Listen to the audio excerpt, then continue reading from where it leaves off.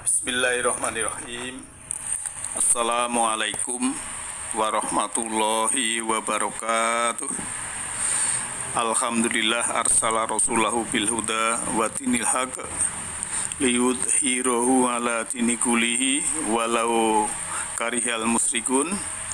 Asyhadu an la ilaha illallahul malikul haqqul mubin wa asyhadu anna muhammadan abduhu wa rasuluhu rahmatan lil alamin.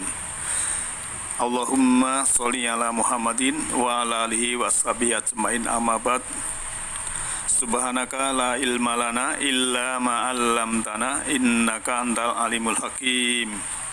Rabbi shrah li sadri wa yassir li amri wahlul 'uqdatam min lisani yafqahu qawli.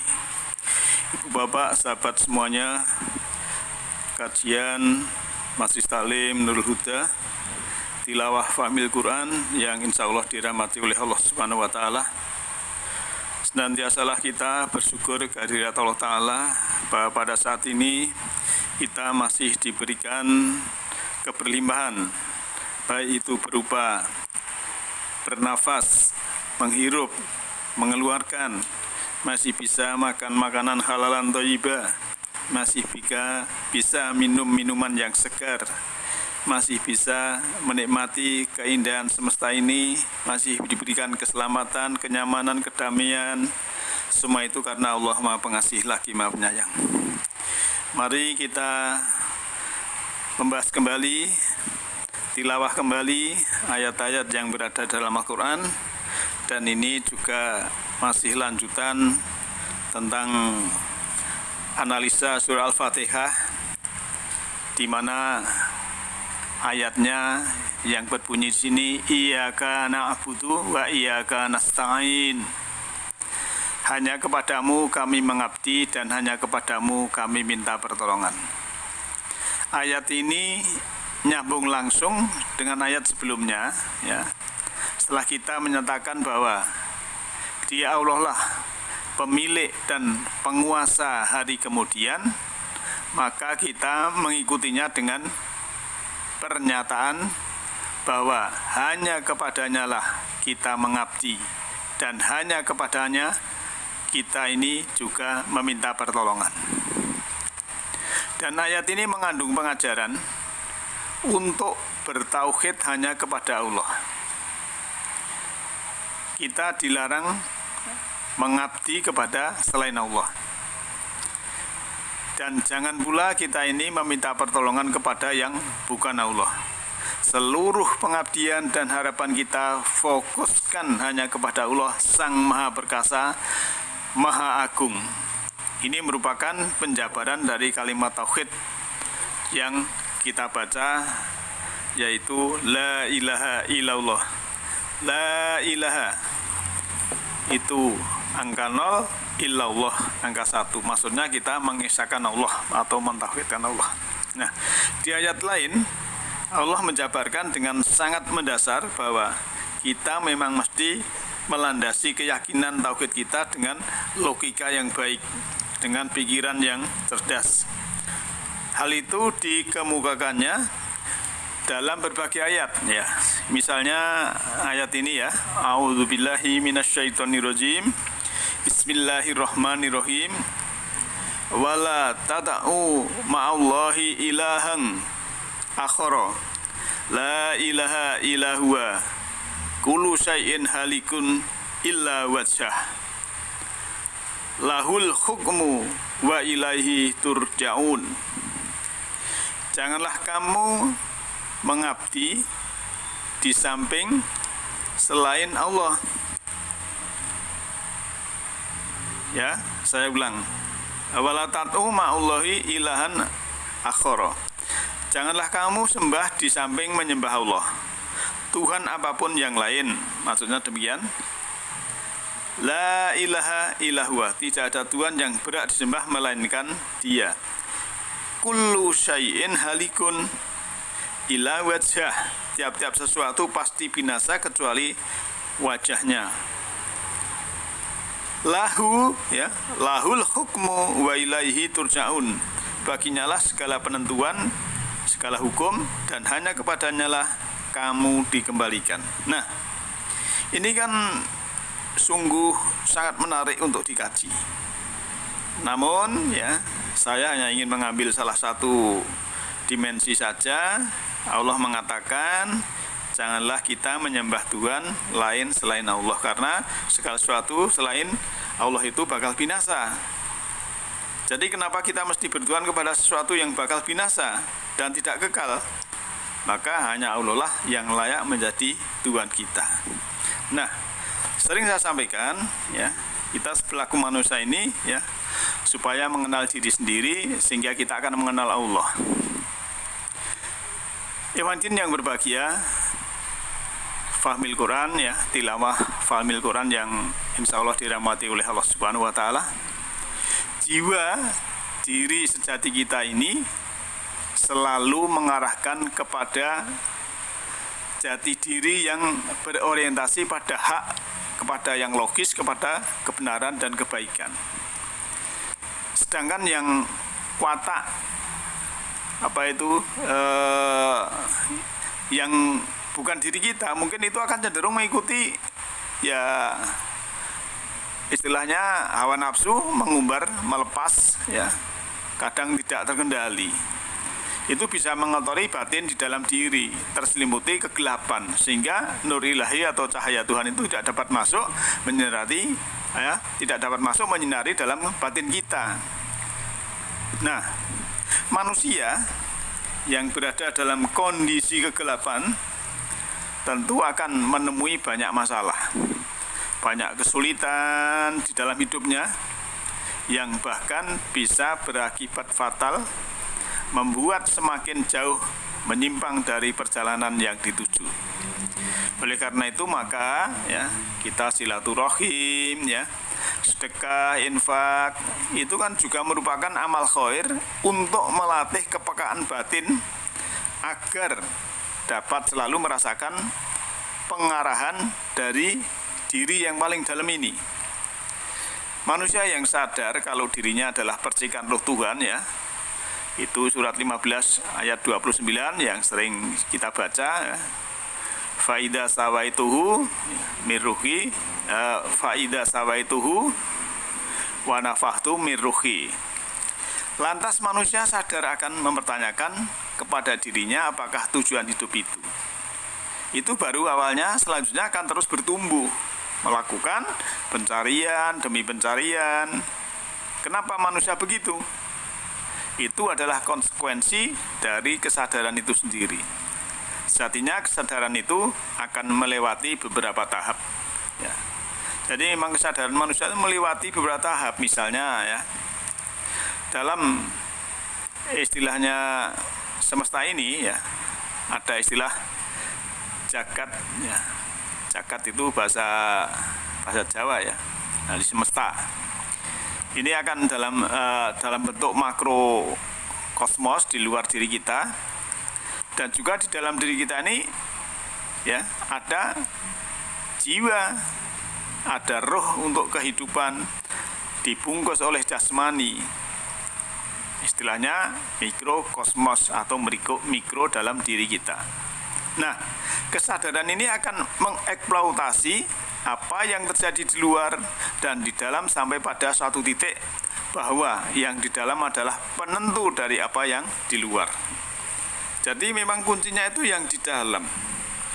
Ya, manusia beraktivitas ya, mau gowes, sepeda santai, mau karnaval, ya, mau yang lain, itu semua terdorong dari yang ada di dalam. Kalau yang di dalam itu nggak mau, ya nggak mau, kan begitu.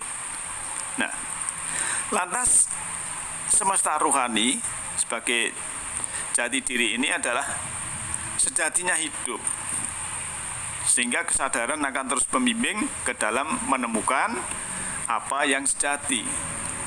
Jadi kalau ada kesadaran itu mesti dibimbing dari dalam, dan yang dalam ini akan membimbing kalau manusia dalam keadaan sadar, karena di dalam diri ini masih banyak daya-daya yang menghalangi untuk mengakses apa yang sejati. Nah, daya itu akan terus mengikuti kita selama kita belum masuk ke dalam yang di dalam. Nah, alam yang langgeng, ada yang asik dengan daya akalnya, dengan daya rasanya, dengan daya fikirnya, juga dengan daya nafsunya. Maka selama manusia belum bisa meletakkan daya-daya di atas itu, susah baginya mengakses daya sejati yang ada di dalam itu. Maka kita selaku manusia juga punya peran. Setelah kesadaran mampu berkomunikasi dengan yang memberi kehidupan, kesadaran akan tahu perannya itu apa di dunia ini, di planet bumi ini. Harusnya peran yang ada di dunia ini akan spesifik dan tidak perlu berebut, karena kita sudah dalam kesadaran. Ya, lantas kita sebagai hamba, kalau kesadaran itu akan memberikan dan membuat seseorang itu paham akan tugasnya, sehingga kesadaran akan selalu mengarahkan kepada hamba tadi yang dibebankan kepada dirinya, sehingga dia mengalami. Kesadaran ini akan membuat apa yang dilakukan, dan kesadaran akan bergerak, bertindak sesuai dengan aturan sistem alam semesta. Kalau orang Jawa itu menyebutnya dengan keagungan, apa itu katresnan, atau dalam kitab suci sering disebut dengan Rob, atau yaitu nama saja, tapi Rob adalah pemelihara atau berhubungan dengan konsep kausalita. Nah, hukum polaritas semesta adalah prinsip bahwa segala sesuatu memiliki dua kutub, baik dan jahat, cinta dan benci, jelek dan cantik, kenyang dan lapar, kanan dan kiri, siang dan malam. Segalanya dibuat berpasang-pasangan, di mana masing-masing pasang ada untuk pasangannya. Keduanya adalah kebaikan yang saling melengkapi. Ya, siang malam itu saling melengkapi. Tidak bertentangan, tapi itu saling melengkapi. Berbeda karena pasangan. Nah, tanpa salah satunya keduanya akan runtuh. Bahkan hukum ini kita memiliki kesempatan untuk mengubah energi dalam pikiran kita. Misalnya, kita ada energi kemarahan, kita ganti energi kedamaian. Kita dalam energi kekurangan, kita berpikir dengan kecukupan. Kita ada energi kebencian, kita ganti dengan energi kasih sayang. Dan banyak sekali yang bisa kita ganti yang buruk menjadi yang baik. Karena energi itu kan sifatnya kan netral. Nah, pelajaran dasarnya dengan memahami polaritas kita akan bergerak sebagai manusia yang paham kalau pilihan itu selalu ada. Oleh karena itu, manusia memiliki kekuatan untuk mengubah pikiran negatif menjadi positif. Dari suudzon menjadi husnudzon misalnya. Nah, tapi sayangnya kadang kita ini sengaja menjebak diri untuk memilih tidak mengubah apapun, dengan cara membiarkan pikiran begitu saja tanpa pengelolaan. Nah, ini yang salah. Nah, akhirnya kadang diri kita sendiri ini lupa, tidak bisa mengupgrade, tidak bisa berubah. Tapi bagi yang berkesadaran, insya Allah bisa merubah. Maka mari kita pulang sebagai manusia atas nama diri kita masing-masing. Pulanglah kepada kesejatian fungsi kehidupan saat ini. Jangan serakah karena haus kehormatan. Jangan angkuh karena merasa paling benar. Jangan menindas sesama karena ingin berkuasa. Maka mari kita pulang ke jati diri. Gemerlap dunia bukan Tuhan kita. Derajat pangkat bukan Tuhan kita.